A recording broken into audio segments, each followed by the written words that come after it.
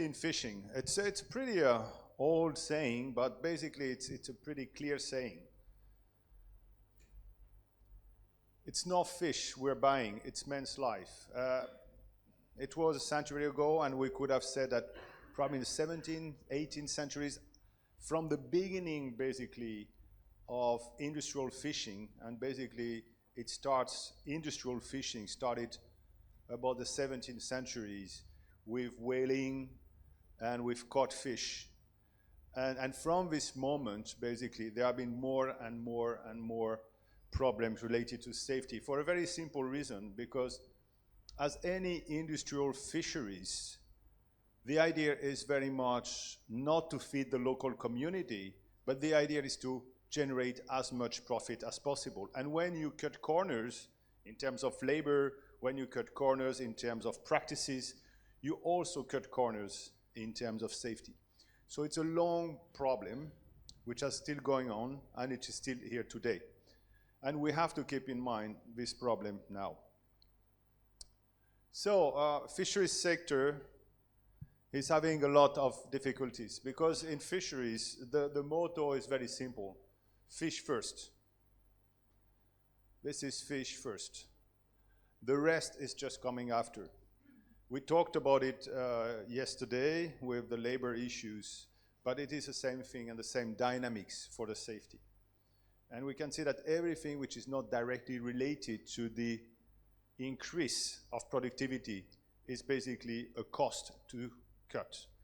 And safety is also one of the elements. So it's why the development of safety regulation is very important, and the enforcement of safety regulation is very important, in order to make sure that the cost down is not going to affect so much the lives of the people. The role of the state in this respect is to make sure that it's not going to the extreme, that people are just going and dying, are becoming completely expendable.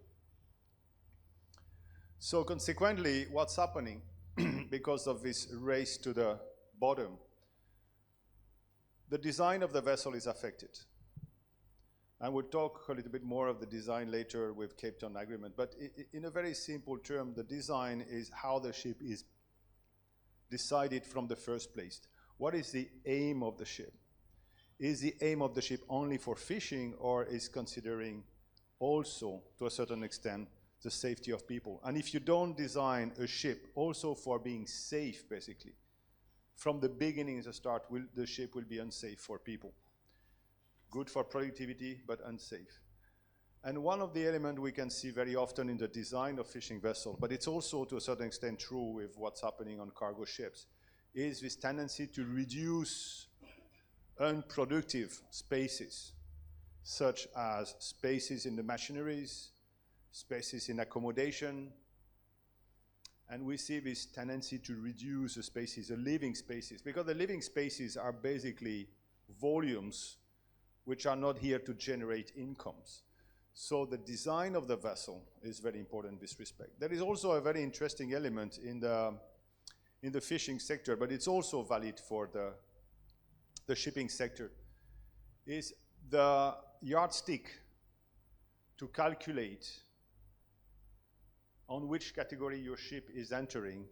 For example, 24 meters, 500 GTs, 100 GTs, etc., gross tonnage.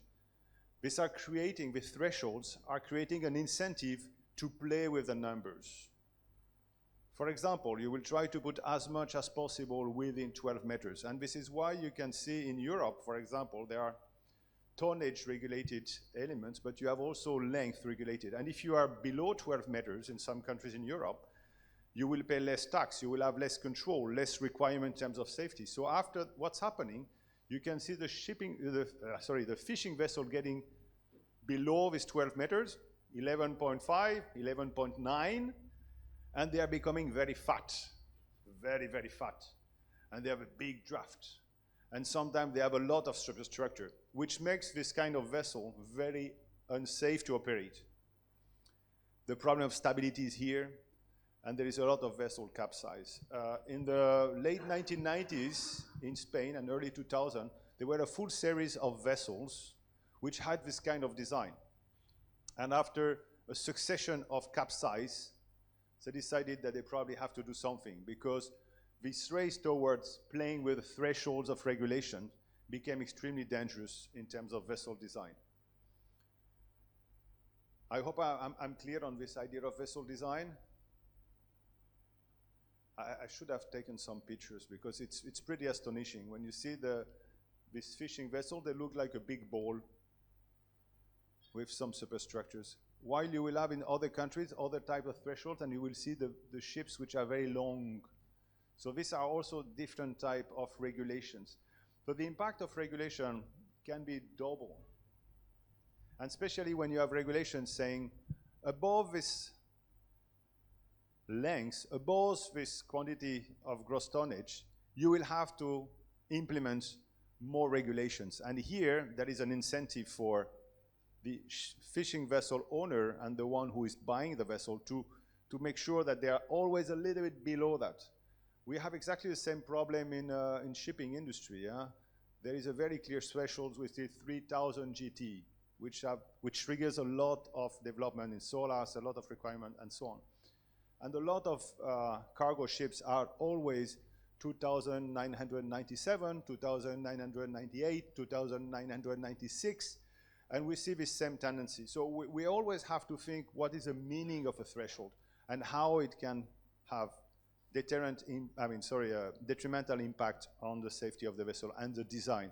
And never forget, the design is gonna affect the overall life of the fishing vessel and the overall life of the people working on board. So the design is really something which is extremely, extremely important. A good design, you have a higher chance to have a long-term safety on your vessel. A poor design, you will definitely have high chance of accidents and death. So insufficient education and training, that's also a big problem in the fishing industry. Contrary to the shipping industry, which is extremely well regulated in terms of training, with the STCW accepted everywhere in the world, and basically when you are in shipping, you cannot operate a ship with people who do not hold a certificate which has been validated by a state. First by the country where the maritime education and training institution is located, and after by the flag state we endorse what's happening. So we can see that any cargo ships you see here, all the persons from the lowest rank to the highest rank, all of them would have been trained. And according to their rank, they have been trained differently in order to understand the safety aspects of a vessel. So that's a very important element in shipping. However, in fishing, there are some countries which definitely have requirements for their residents in terms of training, often based on the STCWF or based even on the STCW for some other countries. But many, many, many countries do not ask for anything specific. And this is where we have a problem. Sending people who do not have any idea of what is the maritime environment, what is being confronted not only to the oceans, but confronted to all the equipment, all the systems that you have on board. And you know, on a fishing vessel, you have a lot of cables, heavy tensions, so very high risk of being injured. Beyond the fishing gear, the machinery themselves can be very complicated to deal with. And when you have migrant workers, which are coming from developing countries, most of them coming from rural areas, farmers, sent to a boat without any idea of what they are going to face, it's a very high risk for them. They don't know the environment of the ocean, and they don't know this industrial environment that a ship is. So this education and training is very important, making sure that the people coming on board have at least a certain degree of understanding what is the marine environment and what is this industrial system with a lot of machinery. Poor labor conditions and abuse, we talked about it yesterday. Obviously, when you have poor labor conditions, people overwork, are mistreated, have low motivation. This is going to affect what we call the human factors, so basically the safety performance of the people on board the ship. And it will be another factor affecting the vessel safety. If you have persons on board who are tired all the time, their capacity to process information from their environment is declining. And if they are not processing properly all the danger they are facing, there is very high risk of occupational safety and health issues. Okay? We have also the lack of control and focus. And we can see this in a very clear way. This morning we went to the fishing vessel harbor here, and what we will see, basically, we will see attention for the catch to discharge, people checking the weight of the different fish and the type of fish and the food security aspect, so basically temperature and so on, and how the fish has been processed. But there is no control at the same time on the same ships of any of the safety-related features. Nobody is looking at it. Again, this is this mindset in the fishing sector, which is looking at the fish, the rest after. And it's visible, it's clear. You have conditions where, with expert eye, are becoming pretty unacceptable in terms of occupational safety and health, and safety of the vessel itself. So absence of international instruments, that's a very important element also. For the time being, there is no instruments purely related to safety. There are some instruments which are non-mandatory. There is quite a lot of instruments which have been developed by the FAO, the ILO, and the IMO about fishing vessel safety on different aspects: design, operation, people. However, there is no mandatory instruments. There is nothing that everybody can control and enforce, which is a big gap. And in this respect, the Cape Town Agreement is an interesting instrument. But the story of the Cape Town Agreement is also a pretty sad story, because the Fishing Vessel Convention, which is the Torremolinos Convention and Protocol, is from 1977. So it's more than, what, 45 years, something like that, 50 years, no? Yeah. So we had a text which had been created more than, 50 years ago. Okay, sorry, calculation sometime. 50 years ago, never entered into force. So it shows also the lack of interests from the states about fishing vessel safety. I mean, we have an instrument for nearly 50 years. No ratification. It's not implemented ever. 77. So after we had, if I remember, 93, a protocol. And the idea of the protocol is to change a little bit of the element of the Torremolinos Convention in order to make it easier for the state to ratify it in terms of more flexibility. You reduce the thresholds in order to enter into force. But again, did not enter into force. Cape Town Agreement, 2012. So now we're at 2024. Again, the instruments, we cut a little bit the corners to make it easier to implement, facilitate more flexibility and so forth. We're in 2024. It's not yet into force.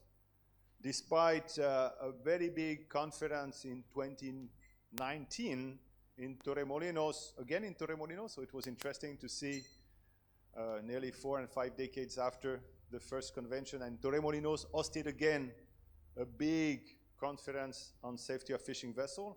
And despite the commitments done by many states during this conference, we're still waiting.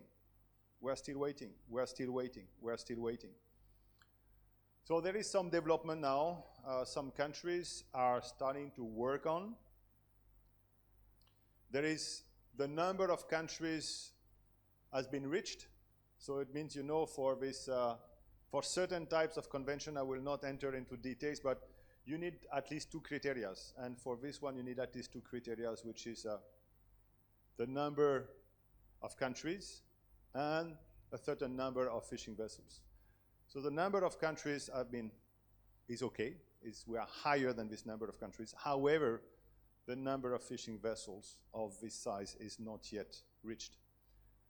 Some countries with a big fleet of vessels over 24 are now thinking about it very seriously, and some are working on it. And one of them is Indonesia, which is now working seriously on that. And we know that the IMO is pushing quite hard on Indonesia, is having regular meetings in order to push for it. And if ever Indonesia is ratifying, it will mean the entry into force of the convention. So hopefully soon, I don't know, early 25 or a little bit later, but this is a good sign. However, nothing is done yet. But we can see that it's nearly 50 years of nothing has been done to have a better safety environment. And it should trigger something in the brain of the people saying, why we don't want to have safety in fishing sector? Because this is a question of willingness now. For 50 years, we have instruments. Why we don't want? Why? What are the interests in conflict? Who are the one having the most power? And why do they want to stop this? Why do they accept that there is still a high level of death at sea? It's the same discussion as we had yesterday, this normalization of what is unacceptable. This morning, I was just in front of the hotel. I don't know if you looked at when you are at the entrance of the hotel, there is a lot of small, like, certificate issued by the government agencies, and one of them, you know, is that the hotel is certified to sell alcohol, and one of them was on occupational safety and health certificate, which is delivered by the Ministry of Labor and Employment from the Fiji. So they have consideration for occupational health and safety in the hotel, which the level of risks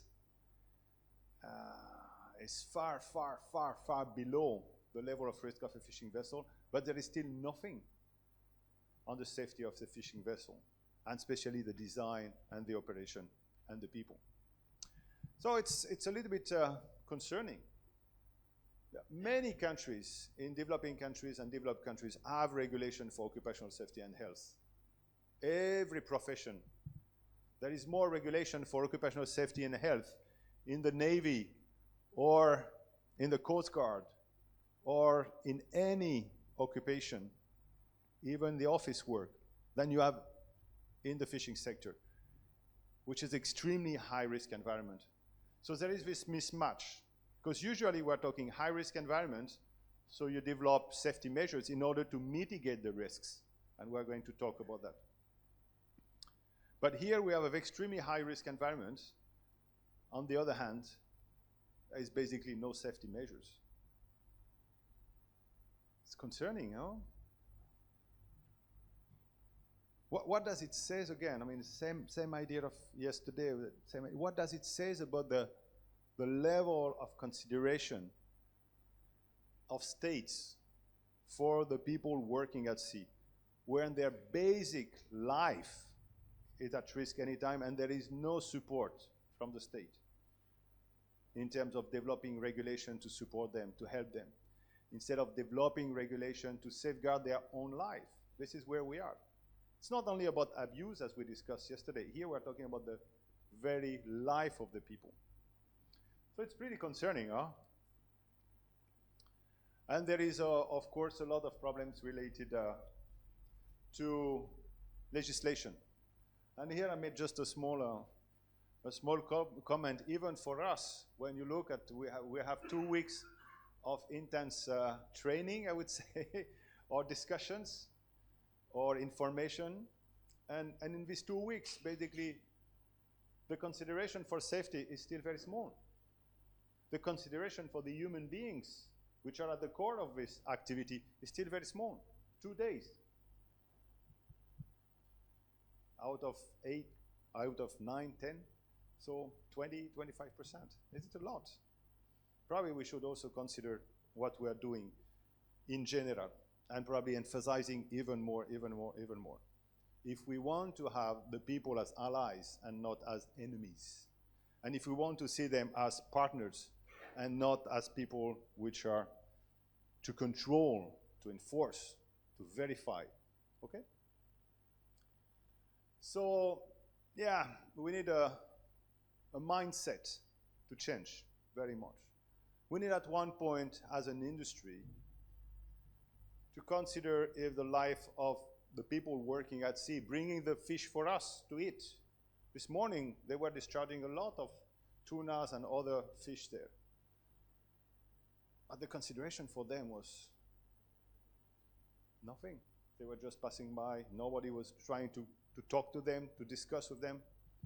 We had few hello with some of them, and they were pretty happy.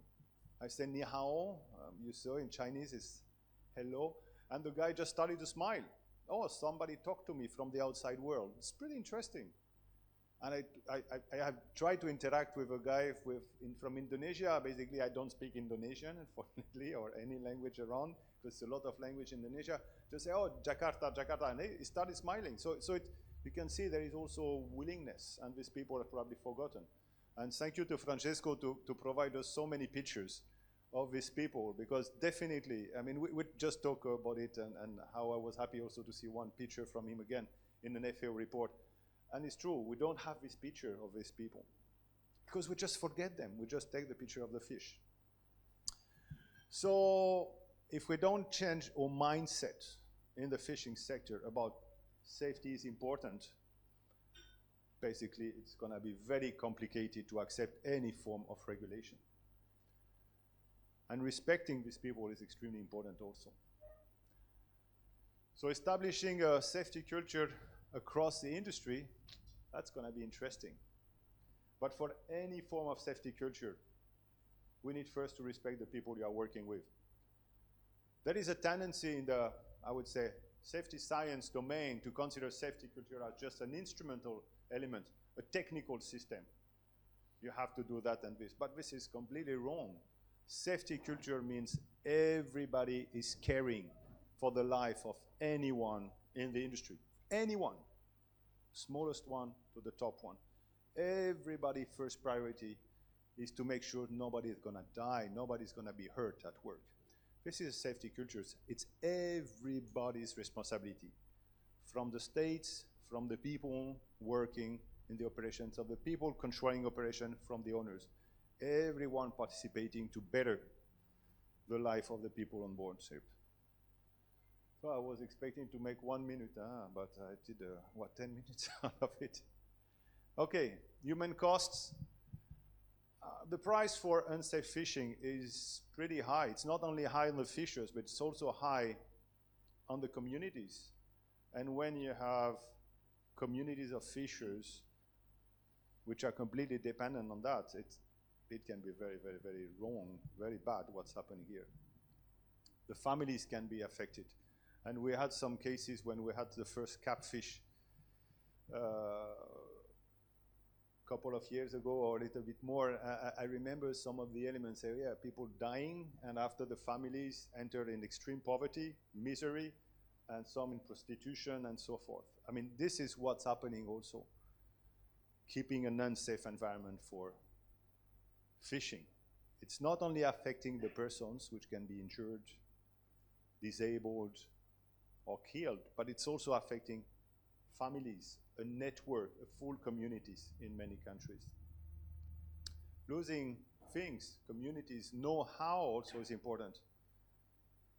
We had this discussion a couple of days ago with Francisco. I don't know, Francisco, you didn't bring it yesterday, but the idea that it's more and more aging population in the fishing industry. In the fishing and shipping industry, which is again quite a lot of similarities, you see this very aging population. People who are staying at sea are getting older and older and older, because it's not attractive at all anymore for many people. And if you have this, the know-how is going. And basically, if people are killed also on board, what is a signal for new people to come in? No, you lose the know-how with people, but also you don't have anybody coming in. This is what we give as a signal. We can always think, like it's happening very much in the maritime sector, it's okay, we can keep the status quo. We'll always find somebody poorer, in misery, that we can bring on board the ship. And we will use them as hands in order to produce what we want. Transport for the cargo ship or fish catch. Economic and social costs, and here I'm talking about the injured fishermen, unavailable for time, people disabled. This is also a very high cost on the society and the communities.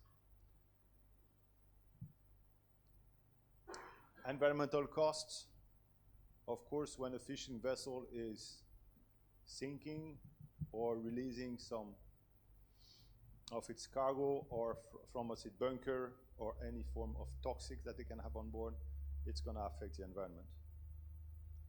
So, to a short introduction, do you have any question so far? Am I clear?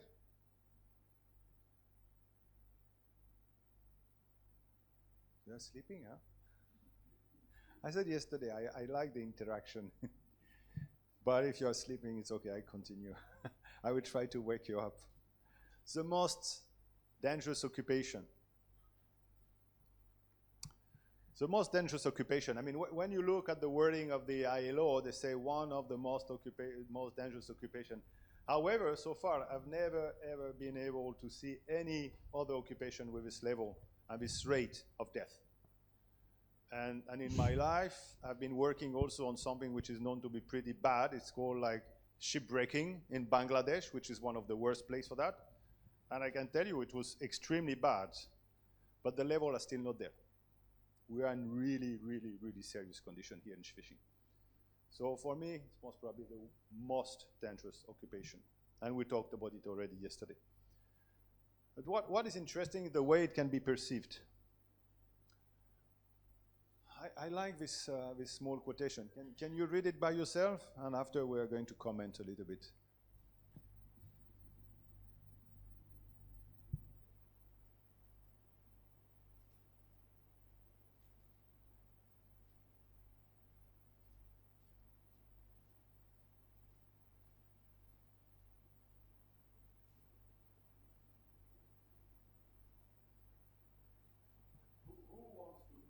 Anybody wants to comment on that? I would like to have volunteers, please, to comment on this. What is the idea it's given here?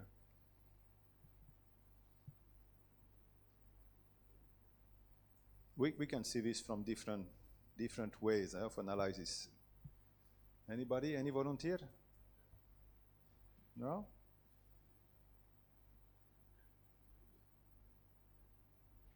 Yes, please. It's like normalizing the danger of the life at sea for fishermen, making it as if it's a normal culture, that you accept that it will be dangerous if you go into it. Thank you very much. It's very interesting, but it's very much what it says. We just accept this. It's a normalization of something that should not be, of something which is unacceptable, which is this permanent death. But normalization by who? And that's probably another question. Normalization, who normalize with? I would say both, fishermen and regulators. I know the, 1989 and the quote and the references by Jeremy Turner, who I actually know from 2001.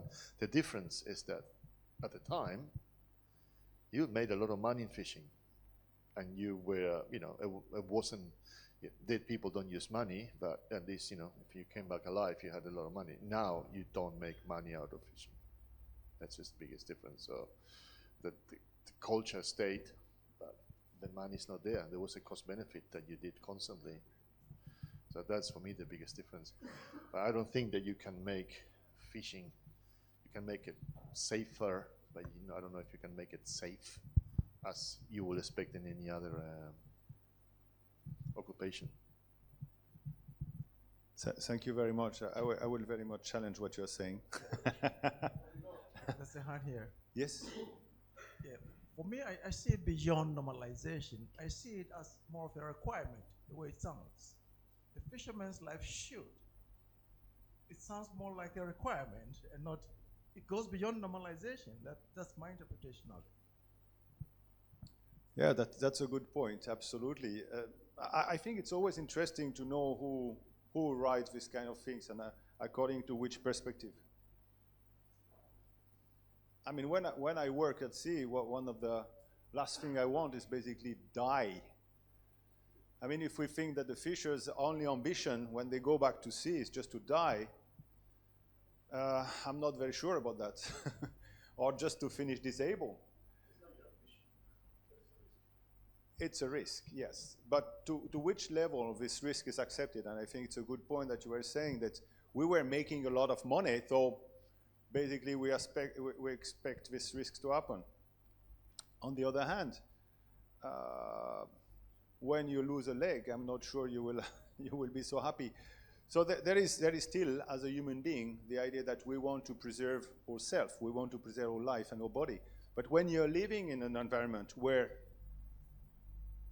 difficulties, safety is not something which is at all a priority, definitely. And this is where I think it's interesting here, is talking about fishing culture. He's not talking about fishers, he's talking as fishing culture.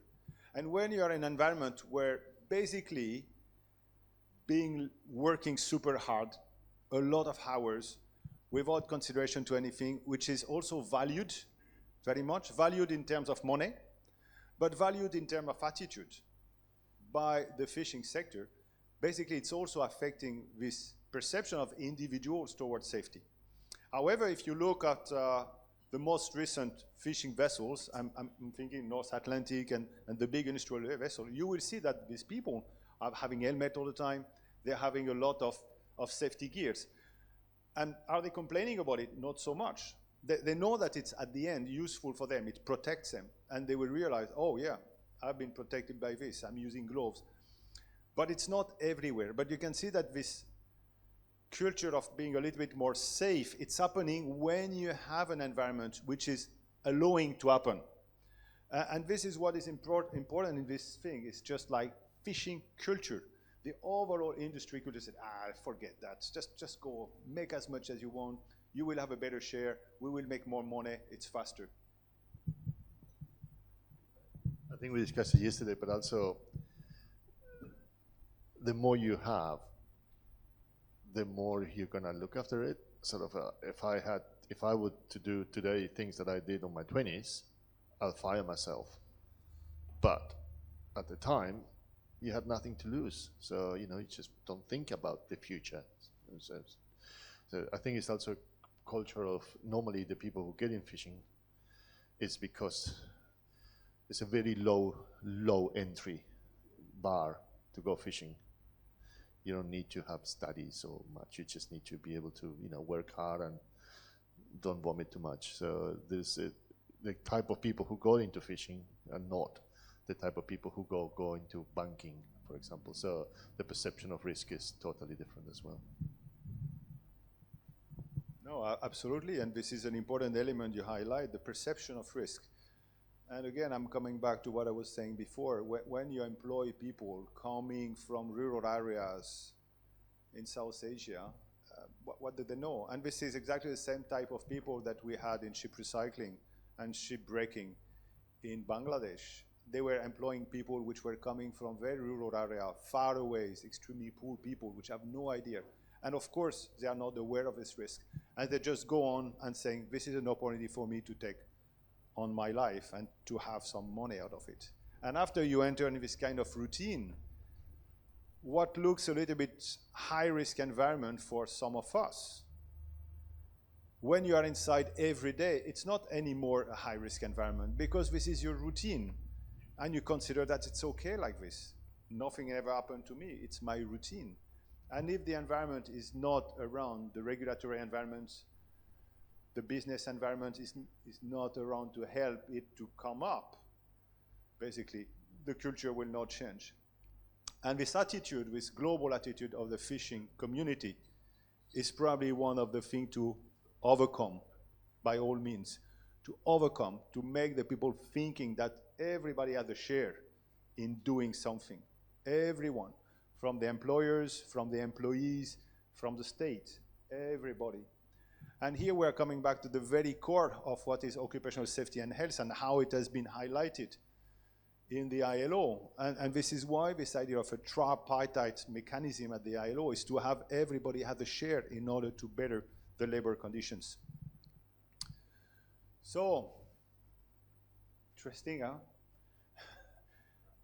Yes. I think it actually goes even more extreme than this into the glorification and celebration of risk and fishing. And you see this on television with things like The Most Dangerous Catch series, which is glorifying this risk. And it's seen as, you know, that this is trying to justify, in many ways, the unacceptable risk that these fishers put themselves through. And so it becomes like a kind of a macho, kind of cowboy type sort of celebratory sort of mantra about fishing. But the reality is that, of course, they never show the vessel that actually sinks and all the fishermen die. They show the near misses. But that's it's that cultural normalization is I think goes even more than just the that's my point. Thank you very much, Francis. I think it's absolutely incredible point to highlight it. Very much this normalization of it, and it gave me another way to think. I mean, when you have I would say a policeman killed in one of the country, you will have like for weeks commemoration. And when you have 10, 15 fishers dying, it will be only in the maritime newspaper, at least in my country. That's where it will be, maritime newspaper only. It's never going to be in the public sector at all. Just like gone. They don't deserve even any attention. If you have a big car accident where you have 5 people dying, it will be in the national news, but not this. So it's also how much the public perception is shaped over time. That it's okay. It's okay. They are at sea, they have to pay for it. And the way to pay is to die. A way to pay is to be injured. This is what's happening. And this is how you are perceived also when you are working like that. When I went to the Navy, because I did my Navy period in my time, and it was pretty interesting. I am from shipping. I said to people, I've worked more than 20 years at sea, and when I arrived in the Navy, I was just after my academy, and I arrived at the same time with a fisherman. And there were 2 positions, basically. One was a easy position, and another one was the worst position, which was cleaning the dishes for all the submarine bays. And they said, and the first thing the officer who was appointing us said, "Oh, you are a fisher, you go to this." And this is the way they send him to the worst thing. And me, I had a pretty cool stuff. So, and yeah, it shows how much it shapes the representation of people. It shapes it, and it's pretty something. It's something again to consider it at any time. So now let's go for a little bit more numbers. So I think I gave it to you already before. I like to give it again and again and again. I think it's a pretty interesting one. What is interesting, the fatality rate that the ILO gives, 80, it's based on a very, very broad reconstruction of the estimated number of people dying and the estimated number of people engaged in fish catch. So in terms of reliability of this number, it's pretty poor, but it's why I put some different numbers. I highlighted yesterday, 1, 10, 100, and the 100 is coming from the data from developed countries, where you can find some data. There's not a lot of data available on these rates, but you can still find some data. And if you take developed countries data, this is where you are. And according to the FAO, you can go up to 1,000. So the 80 looks for me a little bit like questionable, the 80. So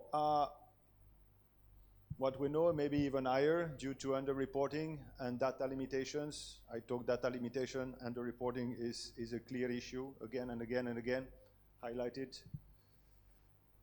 Global numbers are just estimates because a lot of countries do not monitor anything at all, at all. I think we talked a little bit about it yesterday, and we were highlighting the importance of collecting data, knowing a little bit what's happening for these people, but it's still a problem. Some evidence is mostly in developed countries. Again, I repeat myself. I like to repeat myself like that people remember. This is the role of a lecturer, professional lecturer. Make sure that you will retain something at the end of it, so repeat. So what we know is persistent high fatality rate. So what is the estimates provided around the world? I mean, the big ones, ILO, 24,000, FAO, about 32,000, and the NGO, Fish Safety Foundation, 100,000 fatality. There is a lot of question on the NGO fatality rate in terms of pure research aspect, in terms of methodology. There's a lot of questions. Okay, but the other one are also not perfect, so it's pretty complicated. And it shows very much this environment of data scarcity. But again, what is the problem here? Why we don't want to have data? Because here, why is it impossible to have data? It's possible to have data on the car accidents you have on your road. It's not possible to have data here. So, and this is one of the elements, if you remember when we talked about C188 yesterday, the C188 now requires having a crew list. So knowing who is on board, because we didn't have it, basically. So if the ship is sinking, maybe you know the name of the skipper and probably some of the person there, but you don't know who was on board. So you will lose track. So it shows again the lack of interest for these people's life. It shows again the lack of interest for them. And one of the elements which is very interesting is when we start measuring something. When we start measuring something, it means that we will start to think about solving the problem. And if we don't want to solve the problem, let's forget the measurement of it. Data availability, it's a problem in fishing. It's also a big problem in shipping. Not at this extent, but it's still a big problem in shipping. And in shipping also, we don't know the number of fatalities per year, neither. We don't know in shipping also. There are estimates, which are pretty wrong usually, but we don't know exactly. And it's only very recently that the ILO accepted to, the ILO and the member states and the social partner accepted to develop a database. And the database will be starting in December 24. So for the first time ever, after thousands of years of history of shipping and fishing, thousands and thousands of years, we will start to have data on seafarers' death. Now it's happening in 2024. It took pretty much a lot of time. ILO 1919, okay, 1919, and we still don't know, and we're still unable to calculate the number of deaths. It's going to happen this year. It's starting this year. The accuracy of the database, we don't know, but at least we will collect data globally for the first time ever. Wow. Why in 2024? We're talking about industries, shipping and fishing, which are multi-billion industry. I was looking yesterday on the maritime news, big companies like CMA CGM, Maersk, they are making in 2024, before the end of the year, each of them more than $10 billion profits. Okay, these are the types of companies. They have more profit than most of the countries have a budget in their state. This is the size of company, and they don't maintain and they don't provide a consideration of the people dying on their ships. That's pretty interesting, yeah? But again, if you don't measure, you don't address a problem. When you force to measure a problem, you will have to address a problem. And here, if we have clear evidence of the number of deaths by countries, by locations, by types of ships, if we can discriminate this, we can target the safety efforts. So the data problem is a major problem in all maritime sphere, fishing and shipping, and it has to be stopped. countries have to understand that if you want to address anything, if you want to improve anything, you need to have this data on people and safety. So here, I just put something which is 1982, but I like it because it's the one that you can see everybody. But you find a lot of data more recent, and basically they will show the same thing. The most dangerous occupations are always in order. Fishing, shipping, always, always. I've not seen a single country where you have something in between. We can call very high risk occupation, like coal minings are far, far below. Coal mining is far below. Coal mining also, for your information, in terms of chronic lung problems, disease. Okay? It's not, coal mining is not number one. Number one is shipping in terms of affection to the lungs. It's interesting also, coal mining in terms of protection of your health is worst. So why do we have fishermen on top, seafarers on top? Why do we have these categories of people? Any idea? I give you some questions. And you let me, yes, no. Are they unsafe and reckless people?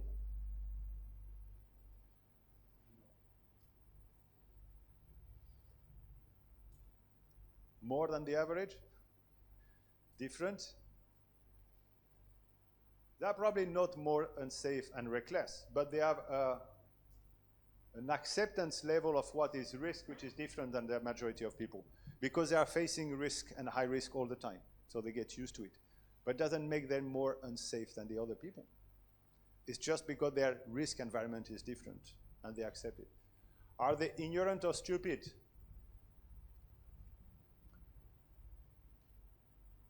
Are they stupid people? Fishers. Are they stupid? Ignorant and stupid? I like the opposite. Well, it's just that because you are more used to risk, you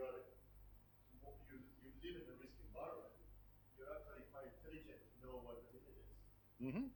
Absolutely, yeah. That's so we have to see. Why did I put these words? Because very, very often this is this kind of perception of the general public. Fishers, come on, they are completely ignorant. This is low literacy people. They are stupid. They do only bad things. You tell them something they don't. I mean, this is a way of this is a perception of it. But basically, they know what's happening, and they know really well the risks that they are facing. They know exactly the risks they are facing, far more than anybody. Is there a phase for fishing and cargo ship to sink, or for people on board to die? Is it just like, yeah, it's God's will? Or is there any possibility of doing anything? I know I'm losing a lot of rhetoric questions. Huh? But basically, it's to provoke. It's to make you thinking about this, make you asking questions which are not often highlighted. Are sea workers' conditions specific? Yes. This is basically what we have to look at. This is the working conditions that they are in. They are very specific. Are ship design made to optimize occupational safety and health? Ship design, optimized for that? No, they are optimized, cargo ship or fishing vessels, to generate profit. This is what they are optimized for. I mentioned the regulation game, but in many respects, this is what they are aiming at. And if there is no control by the state around how far you can go to optimize this, basically, it's a very high-risk environment. Operational condition optimized for occupational safety and health? No. The operational conditions are optimized to catch as much as possible. And we can see, we were talking yesterday about the long hours of work, which are already enacted in international law.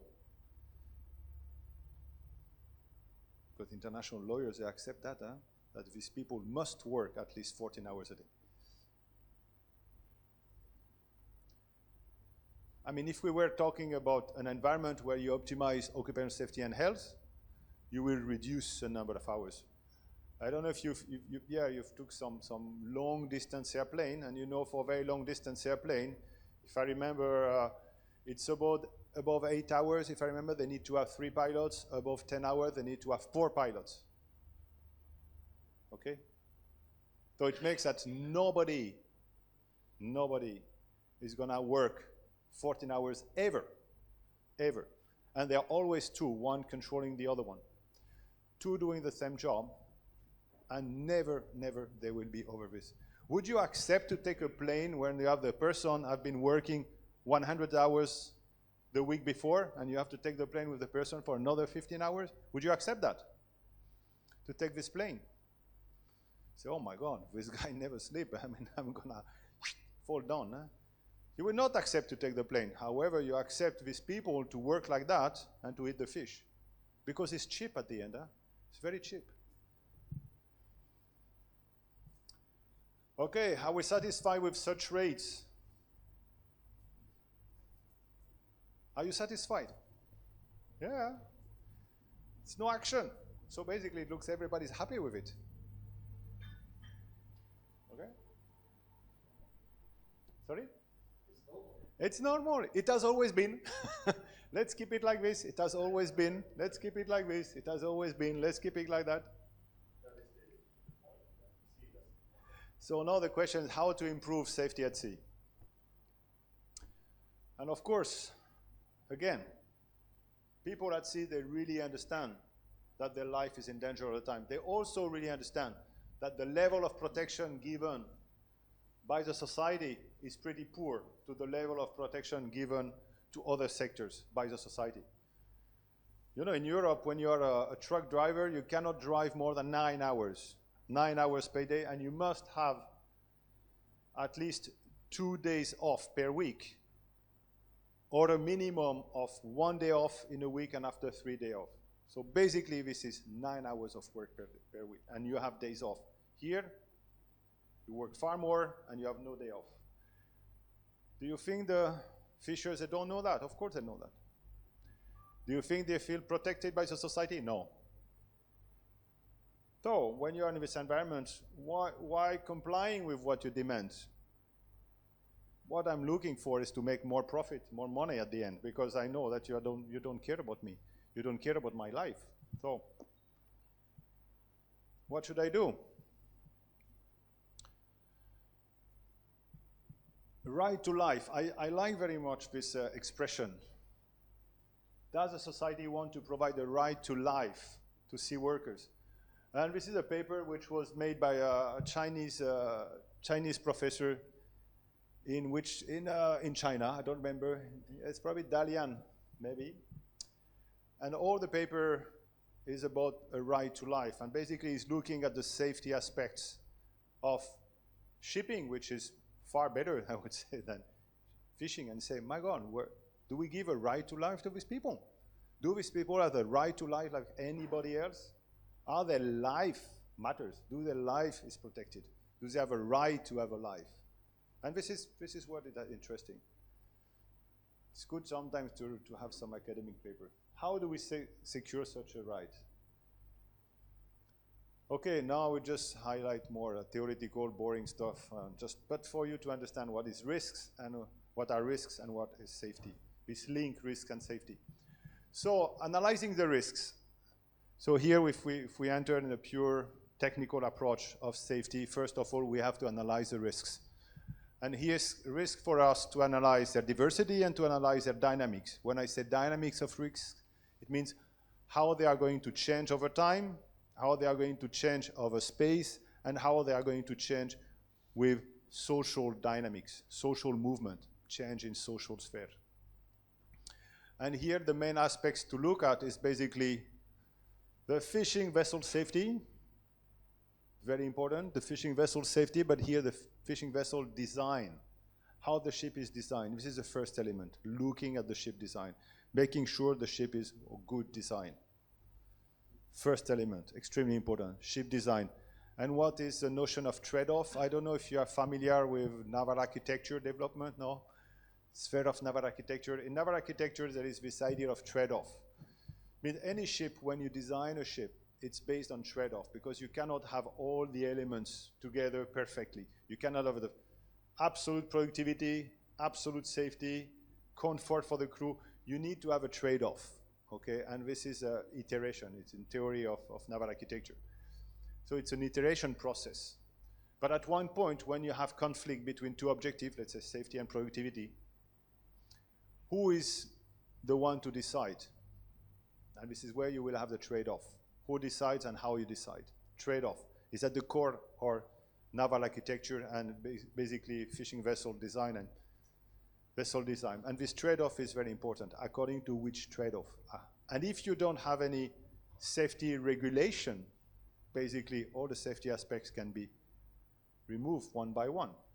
Because in your trade-off said, oh, this is mandatory or not mandatory, this safety device is not mandatory.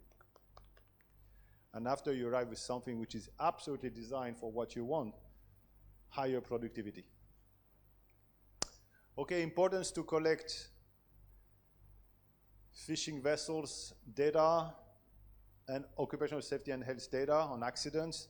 Why we need to collect as much as possible data? Because when we collect this data on what type of accidents for people, what type of accidents for the fishing vessel, here we can identify the problems. You remember I was highlighting the case in the late 90s, early 2000s of these fishing vessels in Spain, which a lot of them capsized because the design was wrong. But if there were no investigation by the national authorities, you would not have determined why they were collapsing all the time, why they were capsizing. So you collect the data, we see the same problem again and again and again, and you come back to the source. The design is bad, so we have to change the design. And if we don't have the data, it's difficult to identify what was the problem at first and what was the risk here. Observing fish operations, looking at how people work, and after analyze it. If people are working 24/7, no days off, we can already have an hint. There is a problem here. These people are tired, so it's becoming unsafe for them. It's becoming unsafe for the fishing vessel safety.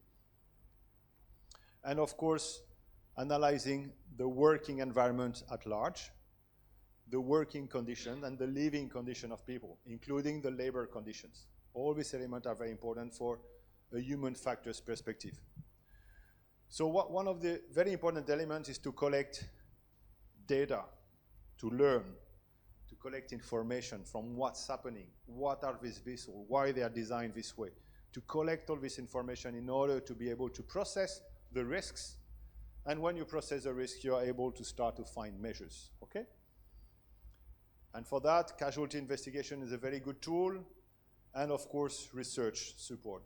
Researchers, professional researchers going on board, observing, working with people. This is a different element. Casualty investigation, it's pretty poor in shipping and in fishing, even poorer. Okay, in shipping, we estimate that about 50% only of the major accidents are investigated. About 50%. And a lot of them, it's of pretty poor quality. So basically, the outcome of what you get in shipping, out of it, it's often very poor. Some countries are doing better than some other ones, but in general, this is a picture. They were the previous Secretary General of the IMO, who was from Korea, Kita Klim. One of his, when he entered into the IMO office as Secretary General, one of his first, I would say, action plan was to increase the level of casualty investigation reports of high quality. Unfortunately, after his 2 terms, it didn't really work so well. It looks there is a lot of reluctance for many flag states to provide high quality casualty investigation reports. And if we don't have this, it's very difficult to know how we can progress, because a casualty investigation report is a feedback on what's wrong. And if you want to progress, you need this feedback. And of course, research in maritime is also difficult to conduct. There is not a lot, and especially in maritime safety. So what we know is people, they are ill-adapted to the maritime environment. We are landlubbers, huh? Don't forget, we are made to be on land. We are not fish. So being at sea, it means being exposed to a lot of dangers by default. You are not in your natural environment as a species, okay? So working at sea meaning extracting yourself from your natural habitats and being exposed to a lot of hazards. So by default, working at sea is not good. It's not good at all. It's like flying in the air. Huh? This is not good. We are not birds. Huh? So we need a lot of devices around us, a lot of tools in order to secure our environment. And same for the airplane. The airplane is basically the tool that makes us able to move within this air, in the third dimension. And the ship is what makes us able to move on the ocean. And here I will just bounce back to what was said by Francesco just before. That in fishing it has always been dangerous, blah, blah, blah. It will be. Yeah, to a certain extent, as long as we don't question the way it's done. It is like this. But we are, as a society, we have been able to secure environments which are far more complicated to deal with. The air. We have been able to secure travel in the skies and beyond the skies. And it has been able to do. We have been able to do that. We have been able to secure life of astronauts. We have been able to secure life of pilots, stewards, passengers of airplane. Why are we not able to secure the life of fishers or seafarers? And we can see here that it's a social decision at the end of the day. You have the risks, and you have how you are going to address the risks, to which level you want to address them. And this is the next part of the presentation. So, hazards, a lot of hazards, the nature, the geography, hazardous, and also the socio-political risks. And you all heard about problem of piracy. For your information, you should be aware that piracy, we talk about a lot about piracy when the pirates attack big ships, cargo ships, okay? But you have to know that in order to know where you will have pirates developing an attack big ship, you just have to look at how many fishing vessels has been attacked before. Because there is this practice by pirates to train themselves on small ships. And basically they attack fishers. And when they are good in attacking fishers, they attack big ships. Okay? So it's a training exercise.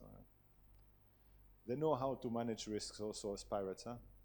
So you have this risk from the outside and the risk from the inside, and here you can see some of the work on fishing vessels and the elements that you can face. So a lot of risks. So when you have a hazard, the risk notion, if you don't know what is a risk notion, you have a hazard, and it's a quantification of the likelihood and severity of the hazards to the system, okay?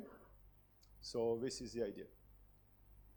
So when you have identified the hazards, when you have identified its risk, so its possibility to happen, and how severe it will be, you will develop measures to prevent this risk, to prevent these hazards to be destructive for the people or for the ship.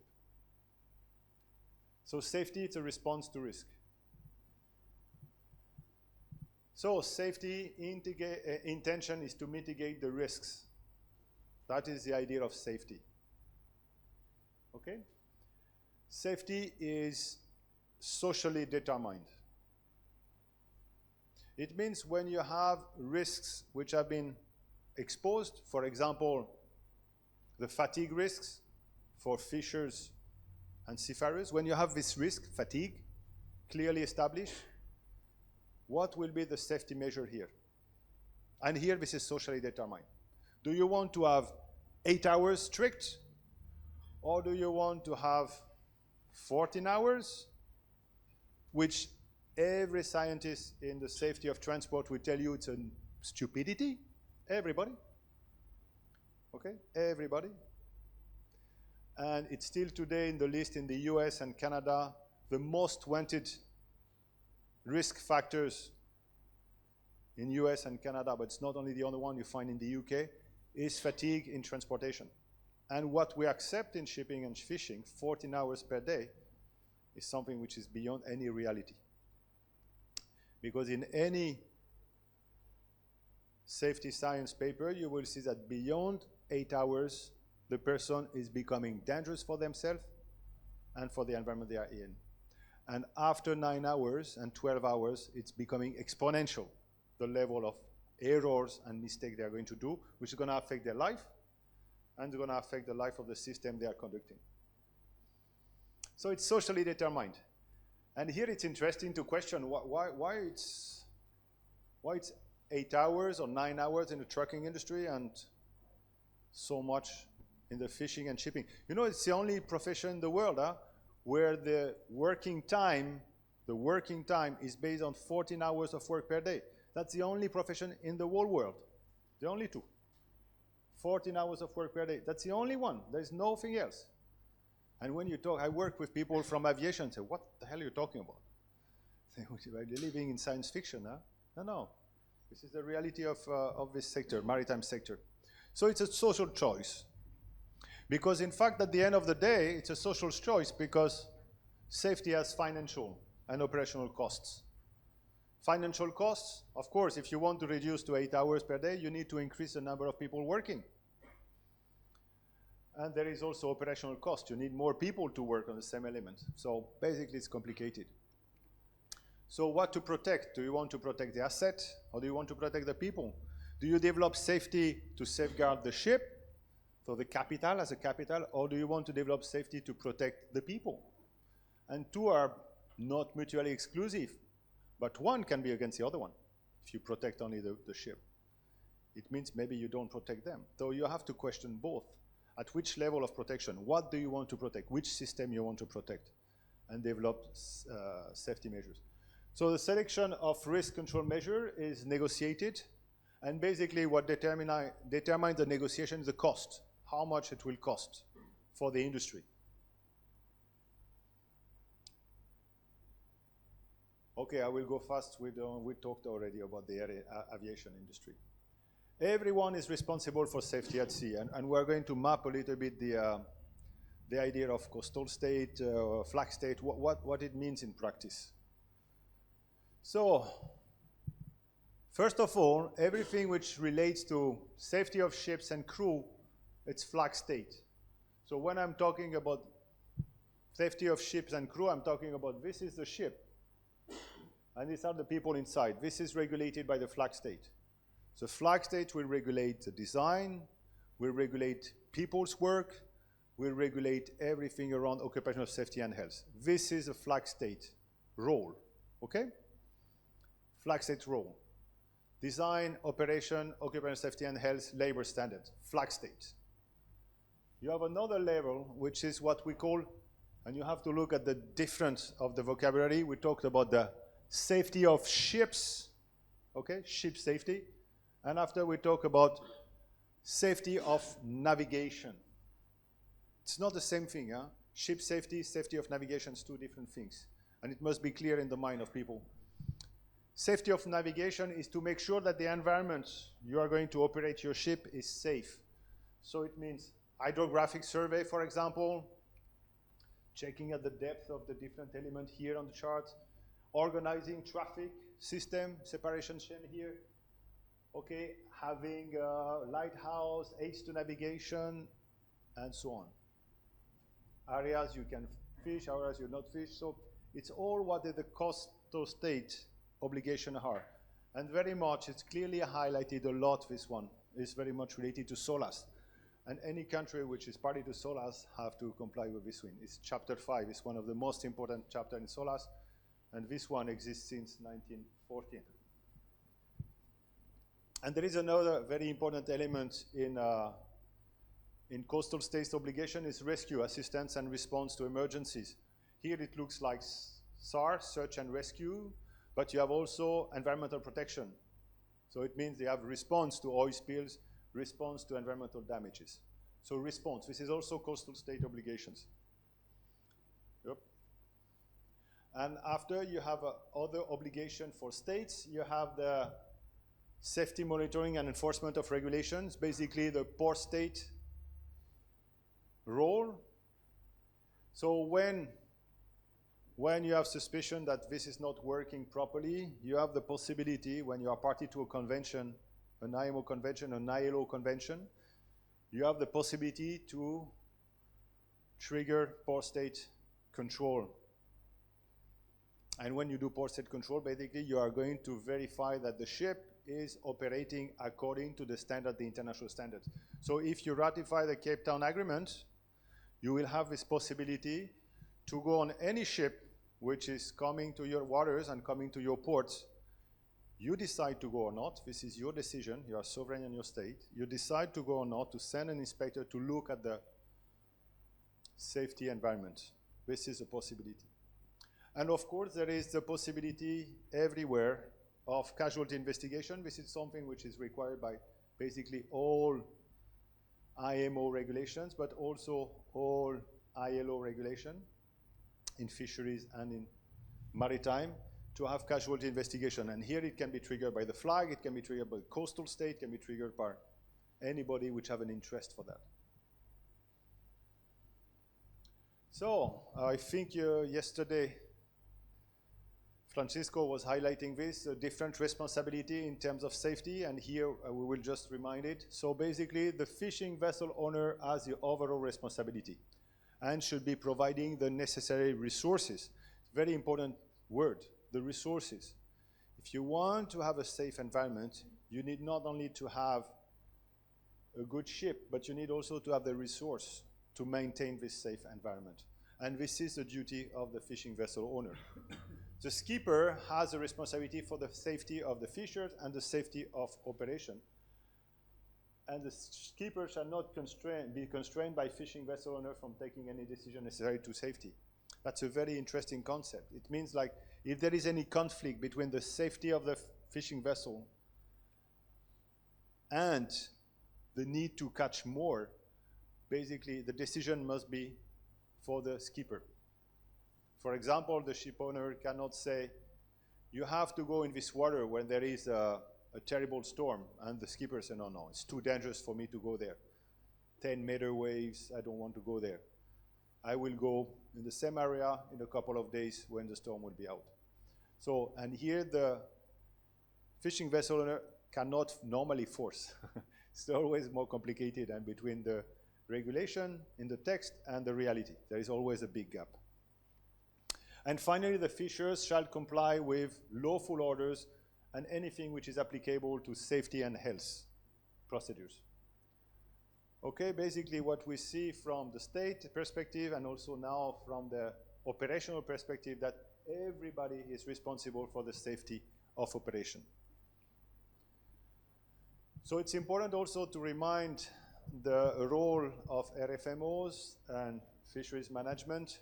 And here I just bring back some elements about the FAO Code of Conduct. And you see health and safety standards. It's an obligation by state. State should ensure compliance, flag state. So the role of flag state is recalled. And of course, the role of port state is recalled. So it's interesting that we have this going on, and it's clearly repeated again and again in the literature from the international organization. But do we really care about fishers' right to life in fisheries management? Unfortunately, it looks like fisheries management do not very much care about them. This is an extract from 2001, and after there is another one from 2016, which highlights the same thing. And the latest one that we have the nice picture from Francisco, it's 222, no, if I remember? Yeah, 222, is again saying the same thing. And here we have reports, to my knowledge, the first report where you have this discussion on fisheries management and safety. To my knowledge, I don't know if they were before. I think that's the first one. So we can see it's 2001. And the latest one is 2022. And we just go the same thing. Just the same thing again. Same thing. Let's repeat the same thing again. It doesn't work, let's go for the same thing, or just ignore. I don't want to see. Reports are coming out, research reports are coming out, I don't want to see. So it's interesting, huh? So this is same thing again and again. Here, these two reports, I highlight 2001, 2016, and the latest one, 2022. Same thing. Safety in fishing industry cannot be ignored by fisheries management, but it is still today ignored. There is a little progress, in 2022 there is a little progress, there is some willingness to at least talk about it, which is pretty good, it's a good start, but we're still far away. Anything that can be sustainable, if you just forget the social aspect, I'm not sure. It's always surprising when we're talking about sustainable fisheries and we just forget one of the elements. And when MSC is providing sustainable fisheries certification, where they just forget the labor aspects, can it be called sustainable? Okay, thank you. Labor and safety instruments are integral parts of sustainable management of fisheries. What is important is to develop a culture of care for the people going to work at sea, care, and not a culture of mistreatment, a culture of care, caring for them, caring for what they want, talking to them, working with them, appreciating them, okay? So it's a demonstration that the society has to do. The society has to demonstrate their level of care. They have to provide the same right and protection. Without care, basically the fishers will not participate willingly in any efforts to safeguard fisheries sustainability. Not willingly.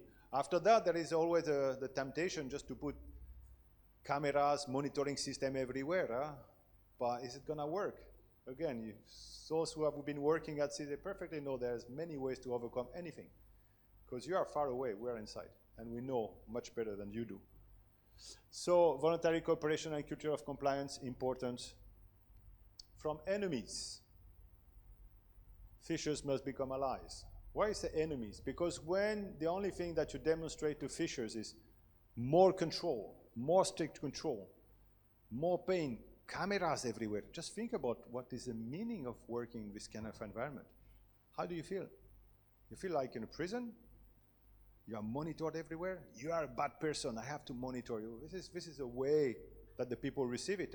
They receive that I am the enemy. Do we need this? Do we need to maintain this culture that fishers are the enemy of the society? Probably not. Okay.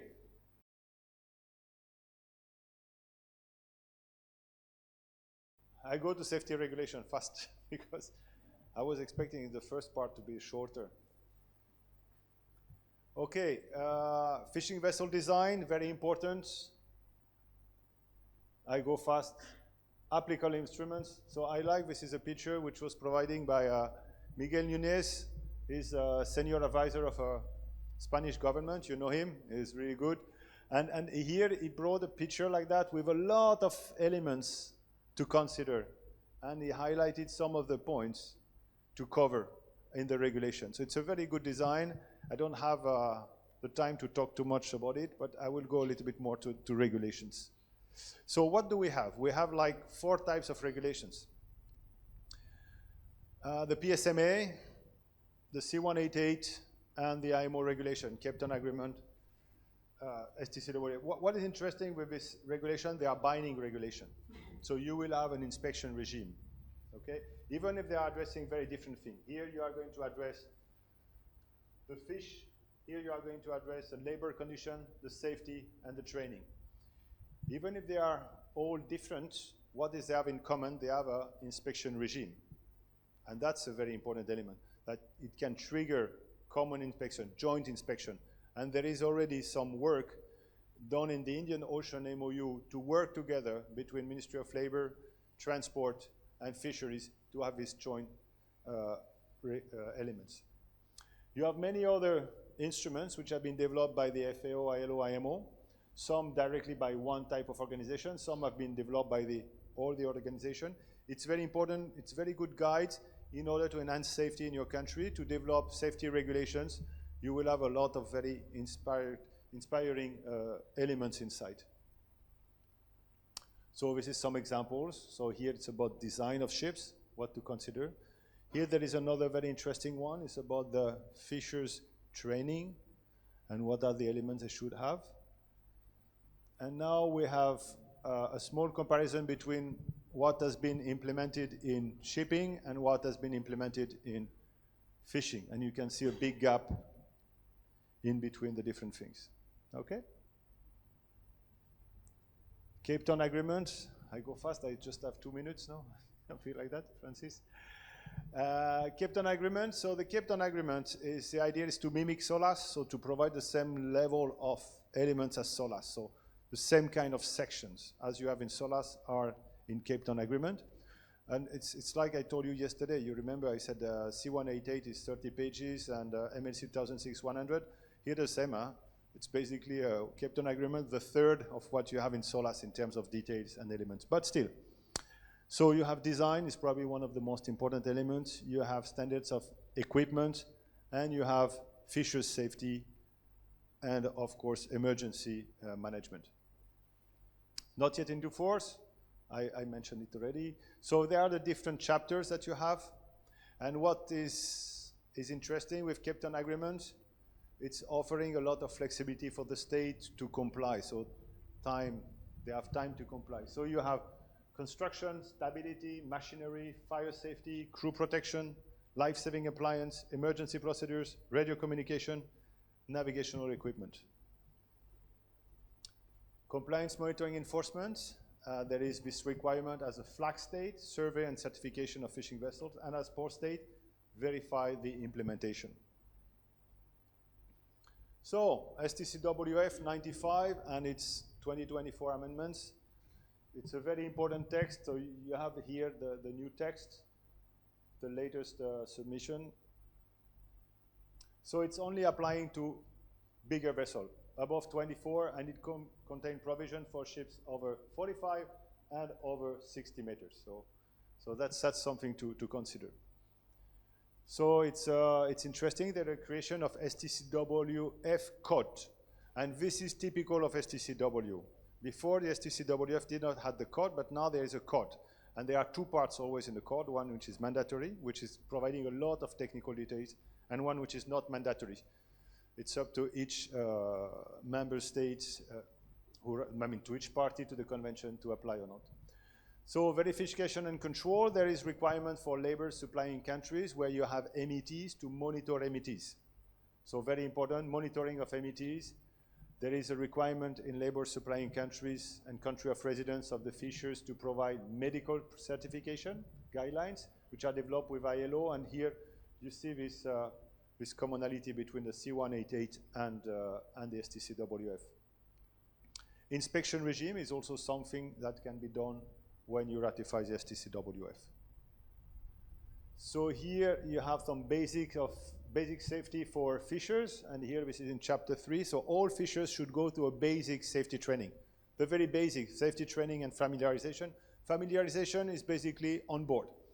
When we say safety training, it's something that you do in a training institution or whatever, a course on shore.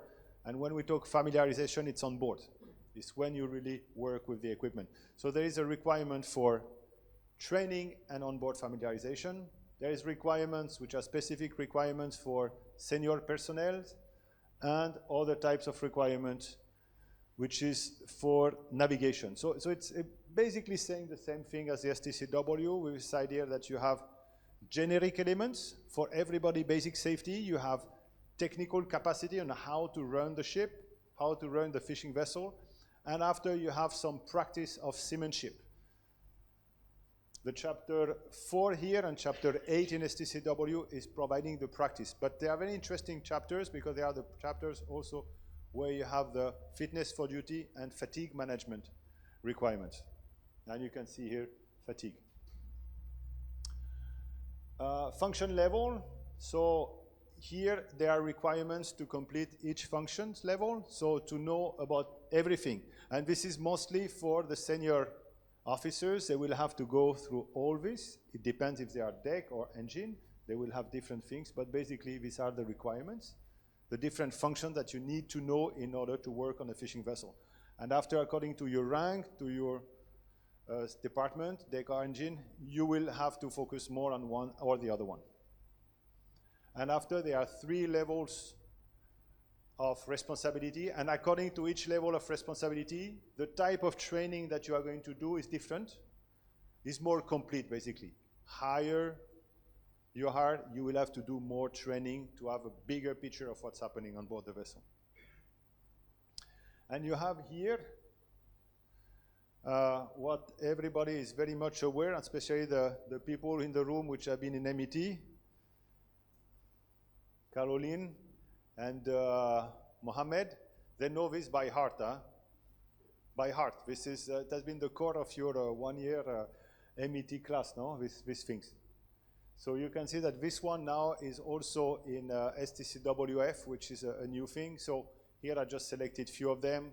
Plan a voyage, navigation, catch handling and storage, fishing vessel maneuvering, control, trim and stability, etc. So there are different elements. I accelerated at the end, I'm sorry. What is important? Changing representation, integrate fishers, not only fishing vessels and traders in decision making, safeguard fishers' occupational safety and health in fisheries management plans and practice, demonstrate care. I think that's one of the most important elements. If I have one to select, this one I like. Demonstrate care. Ratification, of course, of convention, very important, because ratification is not only to safeguard your own people, but it's also giving you tools to inspect the foreign vessels and make sure things are okay.